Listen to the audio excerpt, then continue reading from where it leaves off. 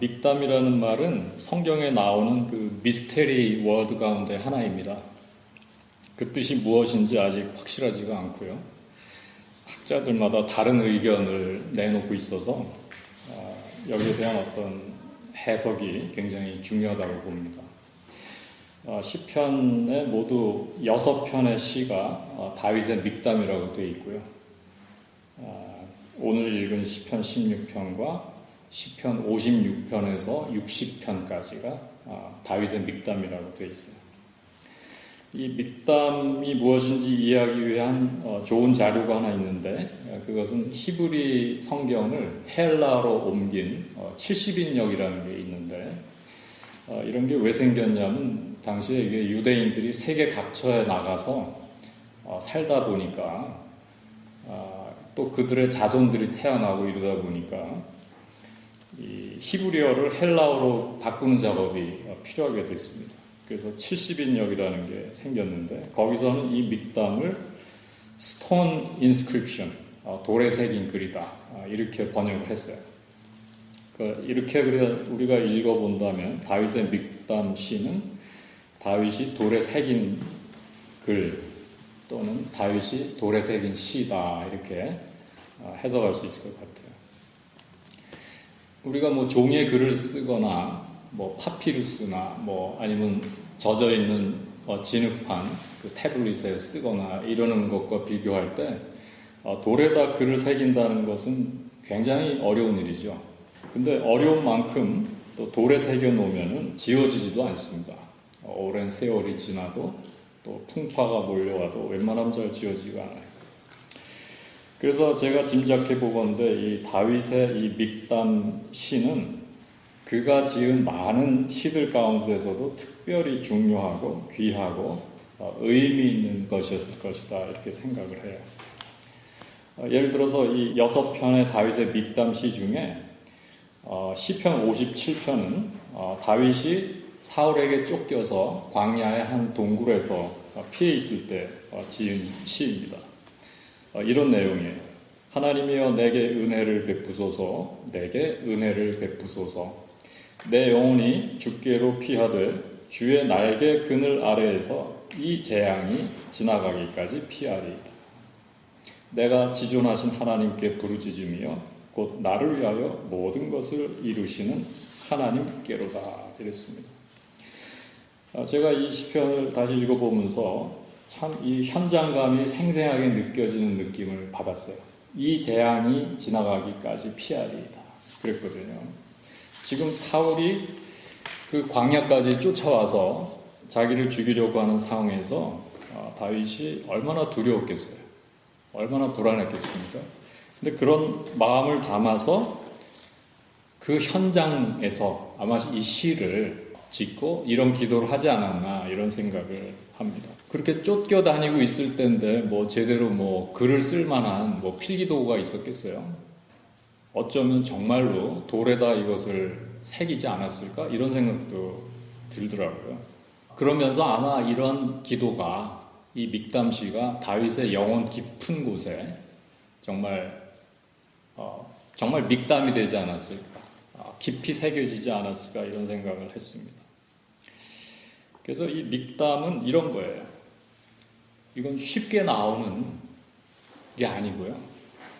우리가 삶 속에서 만나게 되는 실제 상황들을 통해서 하나님이 우리에게 허락하신 축복된 말씀이란 것 같아요.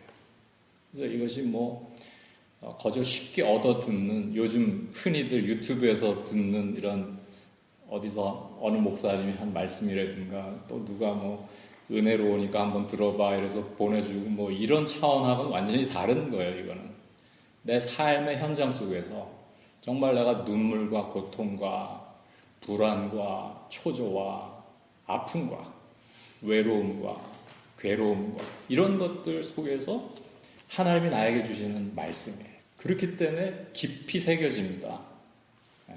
그래서 믹담이 되는 것 같아요. 우리는 믹담을 좀 가진 사람이 됐으면 좋겠어요.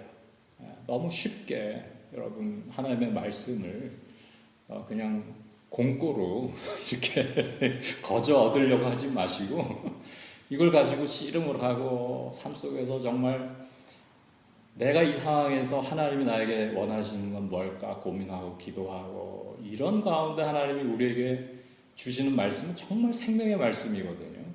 그리고 그런 말씀을 우리가 어떻게 잊어버리겠습니까? 그런 말씀이 믹담이에요. 그래서 이런 말씀이 우리를 정말 살리고 우리에게 생명을 주는 말씀이죠. 우리를 정말 힘있게 하고 우리를 이끌어주고 우리를 그 인생의 여러 고난과 아픔과 위기와 또 예기치 않았던 큰 문제들에서도 용기와 믿음으로 극복하게 해주고 또 그 어려운 고비를 넘어가게 해주고 또 그때 받았던 은혜가 식어가고 마음이 둔하여질 때에도 그때도 여전히 우리를 지켜줄 수 있는 또 이후에 우리가 나태해지고 교만해지려고 할 때 또 우리를 붙잡아 줄 수 있는 이러한 믹담이 바로 이런 거다. 저는 그런 생각이 들더라고요. 그래서 제가 이런 묵상을 하면서 한번 돌아봤어요. 그랬더니 저를 이끌어주고 저를 살렸던 것도 믹담이에요. 참 고난 중에 내 삶의 그 생생한 실제 현장 속에서 내가 정말 힘들게 고투할 때 하나님이 내게 주셨던 말씀, 그게 말씀이더란 말이에요. 그 말씀을 잊지를 못하고 제가 여태까지 살았더라고요. 신비 깊은 곳에 분명하게 너무 또렷하게 새겨져 있기 때문에 절대로 잊을 수가 없습니다. 믹담. 근데 이 믹담이 믹담되게 하는 한 가지 비결은요, 반복인 것 같아요. 반복을 좀 많이 하는 편이에요, 저희 교회가. 2주 전 말씀까지도 저희가 반복해요. 믹담되게 하려는 그런 뜻이에요. 또 우리가 성찬 받고 나서 예수 그리스도의 기도 함께 맨날 암송하잖아요. 그 말씀이 정말 우리 깊은 곳에 좀 새겨졌으면 하는 이런 마음이기 때문에 그런 거예요. 저는 이 정말 예수님의 기도도 저의 믹담이 된 것 같아요. 깊이 새겨져 있어서요. 제가 낙심하고 실망을 했다가도 예수님이 지금도 날 위해서 기도해주고 계시지? 이 생각만 하면 말이죠. 얼마나 든든해지고 기운이 나지 몰라요. 벌떡벌떡 일어납니다. 오늘 말씀 보니까 한나한테도 이런 믹담이 있었던 게 아닌가 이런 생각이 들었어요. 얼마나 고통 가운데 하나님께 부르짖었어요. 한나가. 분인나가 막 분을 일으킨다고 하나님 저에게 아들을 주세요. 주시면 제가 그 아들을 하나님께 바치겠습니다. 삭도를 대지 않겠습니다. 이제 이런 사람이 이제 나시린이라 그러잖아요. 태어날 때부터 하나님의 사람이에요. 이런 사람은 그렇게 살아야 돼. 이런 사람. 다른 길로 가면 하나님이 기뻐하지 않아요.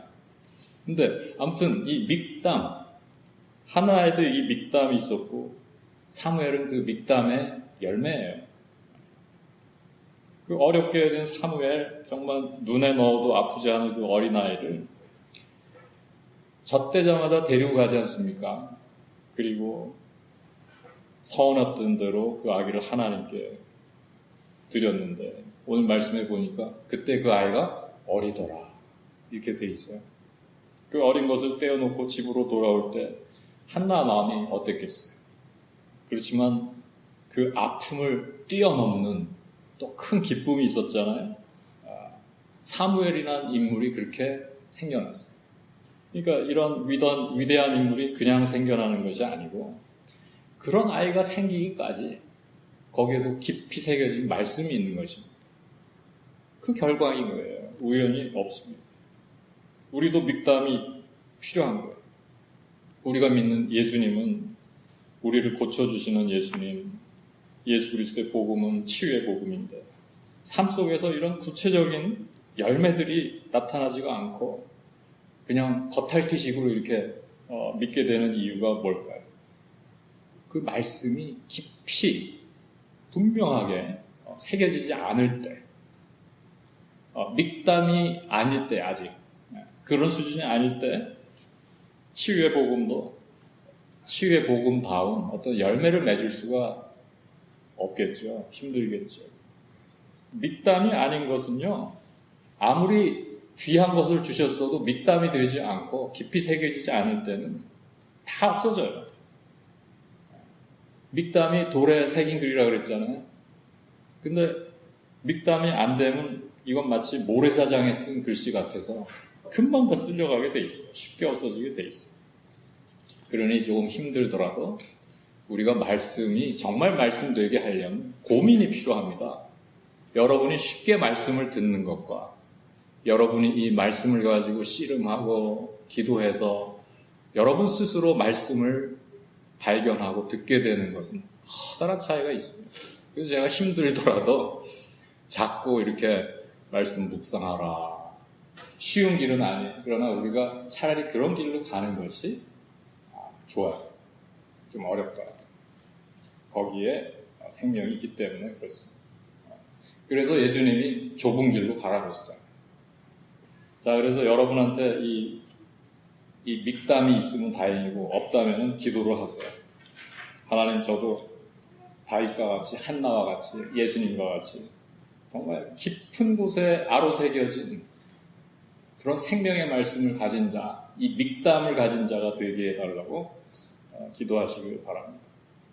제가 이제 믹담에 대한 묵상을 나눴고, 그럼 이제 다윗이 시편 16편에서 하나님 앞에 기도하는 그 내용에 대해서도 살펴봅시다.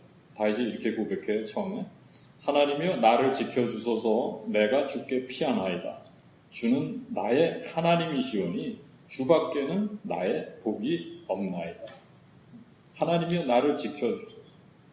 다시 말해서 다윗은 하나님이 자기를 지켜주시는 분임을 알고 있습니다. 여러분을 지켜주는 분도 하나님이에요. 우리가 그 점을 잊어서는 안 됩니다. 다른 것이 우리를 지켜줄 수 없어요. 사람이 누가 우리를 지켜줄 수 없습니다. 그거는 부모도 마찬가지예요. 나중에 아이들이 크면 부모가 어떻게 아이들을 계속 지켜줍니까? 하나님이 지켜주는 거예요. 또 내가 주께 피하나이다 고백하고 있어요. 우리가 안전하게 피할 곳이 어디예요? 하나님이에요. 피할 만한 곳이 다른 곳에 없어요. 어디 피할 데가 있어요? 하나님 품밖에 없어요. 그러니까 다윗은 이거를 고백하는 거죠. 주는 나의 주님이시오니 주밖에는 나의 복이 없나이다. 주는 나의 주님이시오니 오직 하나님만이 우리의 주인이라는 고백이에요. 우리는 주님의 것이에요. 하나님 자녀예요. 하나님이 우리를 만드셨어요. 그러니까 하나님이 주인이죠. 우리도 우리 게 아니에요. 나 자신이 내 게 아니라고요. 내 인생도 내 게 아니고 내가 가지고 있는 물질, 내가 가지고 있는 능력, 내가 가지고 있는 달란트, 내 건강도 내 게 아니에요.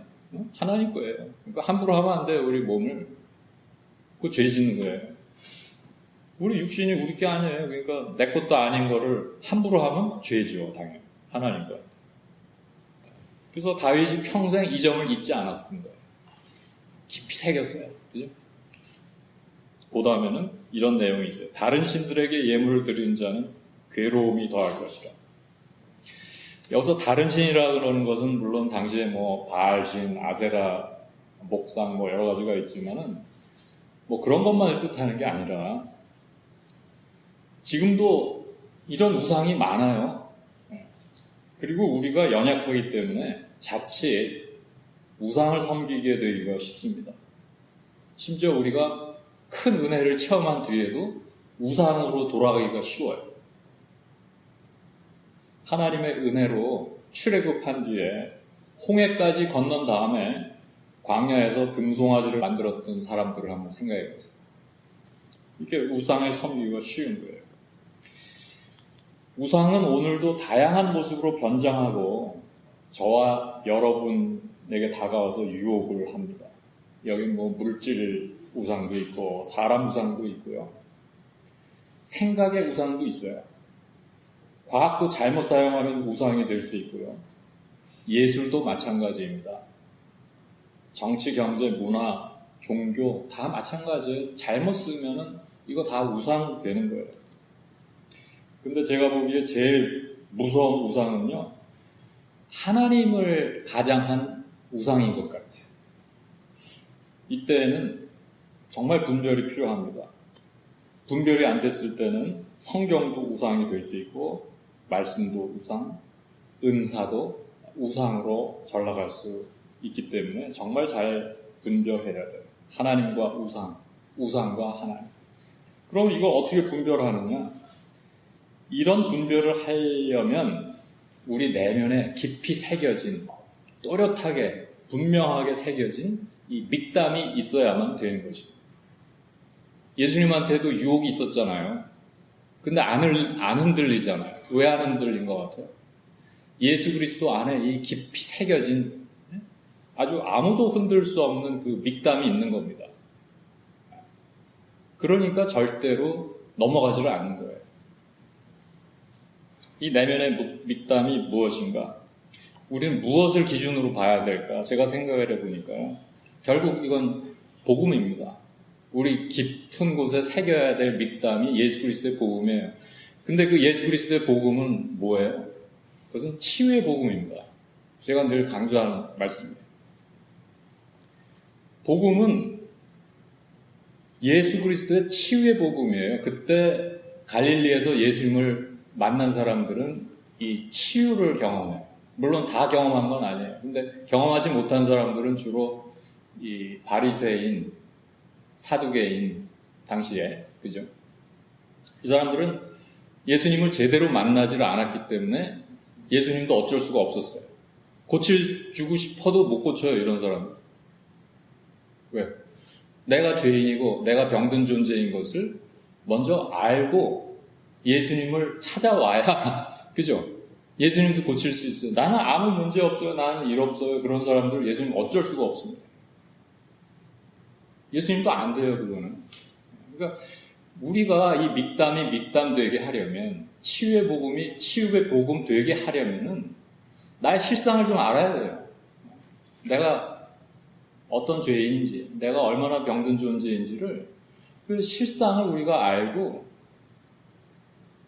우리가 몇 주 전에도 읽었습니다. 여리고의 소경 바디메오가 자기를 불쌍히 여겨달라고 소리를 치잖아요. 우리 야외배 갔을 때 이 말씀 나왔어요. 제가 이거 위대한 고백이라고 얘기했잖아요. 왜? 바디메오 그 소경은요, 자기가 못 본다는 것을 알고 있었어요. 알고 있었다고 얘기해요. 그러니까 그 사람이 눈을 뜬 거예요. 우리가 그러한 바디메오 같은 모습일 때 예수님께서 우리를 고칠 수가 있어요. 갈릴리에서 예수님 만나서 치유를 경험한 모든 사람들은 그런 사람들이에요. 나를 불쌍히 여기소서. 내가 너에게 뭘 해주길 원하느냐? 보기를 원하나이다. 보기를 원한다는 고백이 어떻게 나옵니까? 나는 못 봅니다는 고백이에요. 그렇기 때문에 예수님의 복음이 그에게 임할 수가 있었어요. 그래서 이 복음은 혼란스럽게 하는 복음이 아니고 아주 단순한 복음이에요. 치유의 복음이에요. 우리를 낫게 한다고요. 낫게 한다고. 그게 아니면 예수 그리스도의 복음과 상관이 없어요. 물론 그 치유에는 육체적인 치료만 있는 게 아니고 우리 마음, 우리의 가정, 우리의 관계. 근데 그런 건 없으면서 잔뜩 혼란스럽게 하는 건 복음과 상관이 없어요. 치유의 복음이 결국 믹담이 돼야 된다. 저는 그렇게 생각을 합니다. 그 다음에 그 다윗이 아주 중요한 고백을 하는데요. 이렇게 고백해요. 여호와는 나의 산업과 나의 잔의 소득이시니 나의 분깃을 지키시나이다. 내게 줄로 재어준 구역은 아름다운 곳에 있으며 나의 기업이 실로 아름답도다. 이거는 이제 하나님이 다윗에게 주신 몫이 있고 포션, 어떤 영역이 있다는 것입니다. 그래서 내게 줄로 재어준 구역이 아름다운 곳에 있다고 이렇게 고백을 하고 있어요. 그 경계가 있고요. 선이 있어요. 하나님이 내게 주신 잔이 있습니다. 분깃이 있어요. 다윗은 그것으로 만족했고 그것으로 행복했고 하나님이 정하신 그 선을 존중했고요. 침범하지 않았어요. 물론 이제 실수할 때가 있었는데 그래도 중요한 건 계속 그렇게 가진 않았다는, 회개하고 돌이켰고 또 하나님이 그를 용서하고 또 귀히 여겨 주셨습니다. 우리가 한번 생각해 봐야 될 것은, 그럼 하나님은 왜 우리에게 모든 걸 주지 않고 이렇게 분깃을 주시고 잔을 주시고 줄로 재어준 구역을, 영역을 주시는가? 그리고 왜 이런 경계를 정하시는가? 이것은 우리가 하나님이 우리를 제한시키려고 하는 것으로 오해하기 쉽지만 오히려 우리를 더 자유케 하려고 그러시는 것입니다. 우리 인간은 유한한 존재이기 때문에요. 우리 인간이 누릴 수 있는 이 자유도 유한한 자유예요. 하나님은 무한하고 영원한 분이기 때문에 하나님의 자유는 무한한 자유일 거예요. 그러나 우리 인간은 무한 자유를 추구하면요, 혼란밖에 없어요. 오히려 더 병들어요. 그 점을 오해하는 사람들이 많은 것 같아요. 근데 우리 인간의 자유는 그런 자유가 아니에요. 에덴 동산에 인간을 두시고 거기에 있는 모든 것을 먹으라고 하시고 동산 중앙에 있는 열매는 먹지 마라 그랬잖아요. 이것은 우리를 통제하려 하시는 것이 아니라 유한한 우리가 누릴 수 있는 최대한의 자유를 주시는 거예요. 한없이 자유로워지려고 하는 사람들이 있는데 잘 보세요. 그 인생이 어떻게 되는가. 혼란입니다. 혼란이에요. 내 인생 내 멋대로 한다. 굉장히 혼란해집니다. 그래서 자유에도 경계가 필요해요. 그래야 자유로울 수가 있습니다. 경계가 없는 것은 혼돈이에요. 한처음에 흑암이 깊음 위에 있을 때 하나님이 그래서 먼저 경계를 지으셨습니다. 각자의 구역을 정해 주셨는데 이것이 바로 창조예요. 하늘 위의 물과 땅의 물을 나누시고 말이죠. 빛과 어둠을 나누시고. 이게 더 경계죠. 세상의 모든 문제들을 관찰해 보면은 이런 경계가 없어서 생기는 문제들이에요. 선을 넘기 때문에 혼란이 오는 것입니다. 다윗은 그렇게 하지 않았어요. 자기에게 맡겨주신 목, 자기의 포션, 그 안에서 만족했고 그 하나님의 영역을 존중했고 지켰고 그 안에서 행복했습니다. 그래서 8절부터 10일까지는 이러한 다윗이 체험했던 기쁨, 행복, 이런 내용을 담고 있어요. 이러므로 나의 마음이 기쁘고 나의 영도 즐거워하며 내 육체도 안전히 살리니 주의 앞에는 충만한 기쁨이 있고 주의 오른쪽에는 영원한 즐거움이 있나이다. 여기 보면은 마음, 영, 그 다음에 육체까지 나와요. 육체까지. 그러니까 하나님이 줄로 재어주신 그 구역에 충실한 사람은 이런 통전적인 기쁨과 웰빙을 경험하게 됩니다. 그 몸까지 건강해질 수 있다. 알 수 있을 것 같아요. 자, 이제 우리가 성찬을 받을 시간입니다. 성찬이 무엇인가 생각해 보니까요. 이것은 예수 그리스도의 깊은 곳에 새겨져 있던 그 믹담의 열매인 것 같아요. 예수님은 그 깊이 새겨진 이 말씀 속에서 살아가셨고 그렇기 때문에 그 믹담이 당신이 왜 이 땅에 오셨는지를 망각하지 않게 해주셨고 그 길을 올곧게 가게 하셨고 그래서 마지막에 하나님이 예수님에게 주신 잔, 그 포션, 그 몫을 감사함으로 받습니다. 물론 처음에는 하나님 이 잔을 마시지 않게 해달라고 기도하신 적도 있지만 결국은 그걸 받으시죠. 그게 십자가이고요. 그게 바로 오늘 우리가 받게 되는 성찬이니까 그렇게 사셨던 우리 예수 그리스도를 이 성찬을 통해서 만나고 또 우리도 예수님처럼 정말 하나님이 내게 부과하신 그 인생, 그 소명, 그 인도하신 가운데 믹담을 가지고 살아가는 인생들이 되기를 바랍니다. 주신 말씀 묵상하면서 우리 함께 성찬을 받겠습니다. 하나님께서 주신 잔을 기꺼이 받으시고 십자가에서 죽으시기까지 그토록 분명했던 우리 예수 그리스도의 그 믹담, 그 영혼의 신비에 새겨진 그 생명의 말씀, 우리가 이 성찬을 받음으로 저희도 그런 지울 수 없는 사라질 수 없는 진리의 말씀을 저희들 속에 간직하고 살아가는 참 믿음을 가진 자들이 되기를 간절히 소원합니다. 예수님의 이름으로 기도합니다. 우리 주님께서 잡히시던 날 제자들과 함께 식사하시다가 떡을 떼서 말씀하셨습니다. 이것은 너희들 위해 부서진 나의 몸이다. 이것을 먹을 때 나를 기억하라. 또한 식후에 잔을 들어 말씀하셨습니다. 이것은 너희들 위해 흘리는 나의 피, 죄 사함을 위한 새 언약의 피다. 이것을 마실 때 나를 기억하라. 이 말씀을 기억하시면서 믿음으로 성찬을 받으시기 바랍니다. 두 번에 나눠서 하겠습니다.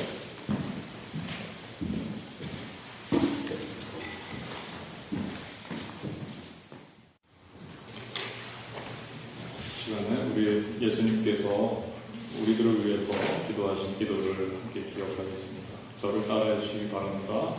아버지여, 아버지께서 내 안에, 아버지여, 아버지께서 내 안에, 내가 아버지 안에 있는 것 같이, 내가 아버지 안에 있는 것 같이, 그들도 다 하나가 되어 우리 안에 있게 하사, 그들도 다 하나가 되어 우리 안에 있게 하사, 세상으로 아버지께서 나를 보내신 것을 믿게 하옵소서. 세상으로 아버지께서 나를 보내신 것을 믿게 하옵소서. 아멘.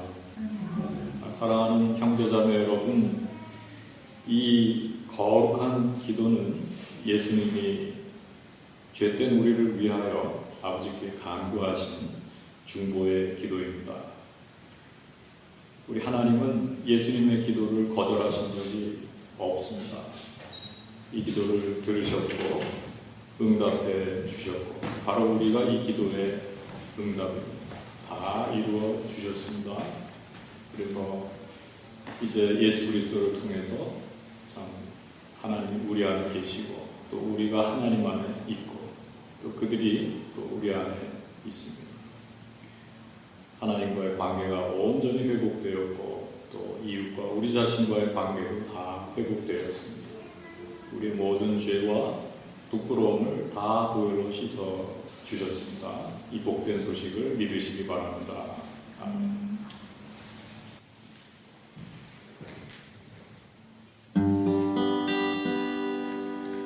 여기에 모인 우리 사랑받는 주의 자녀라. 주께서 뜻하신다. 우릴 통해 펼치신다. 고통과 슬픔 중에 더욱 주님 의지하오니 어려움 이겨내고 주님 더욱 찬양하라. 이 믿음 더욱 굳세라. 주가 지켜주신다. 어두운 밤에도 주의 밝은 빛 인도하여 주신다.